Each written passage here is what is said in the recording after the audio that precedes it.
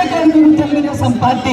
మరి గతంలో ఏదో ఒక్క ఛాన్స్ అని చెప్పిన జగన్మోహన్ రెడ్డి గారు శంకర్ నారాయణ ఇక్కడ ఎమ్మెల్యేగా పెట్టి ఏదో చేసేస్తాడు శంకర్ నారాయణ అని చెప్పి అందరూ పట్టం కట్టారు. గోరంట్ల ప్రజలు కూడా ఏమైంది వైసీపీ నాయకుల పరిస్థితి, వాళ్ళ మీద కూడా కేసులు పెట్టారు, మన మీద కేసులు పెట్టారు, పార్థసారథి గారి మీద కేసులు పెట్టారు, నా మీద కేసులు పెట్టారు. మరి ఎవరిని వదిలారు?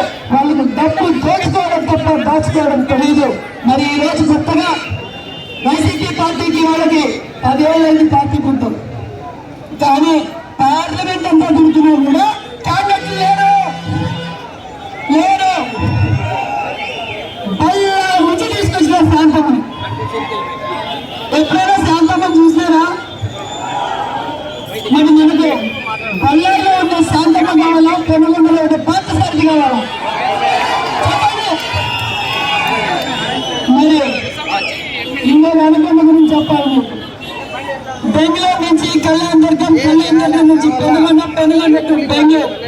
కళ్యాణ్ దుర్గంలో ఇసుక కనిపించడం లేదంట, చెరువులు కనిపించడం లేదంట. వ్యాపారస్తులు హడలిపోయి అమ్మా తల్లి నువ్వు పోతే మేలనుకొని చెప్పి ఆమెను ఇక్కడ పంపించిన తర్వాత దాడి చేశారంట. ఒక్కసారి ఆలోచించండి వైసీపీ పార్టీ వాళ్ళకు కూడా.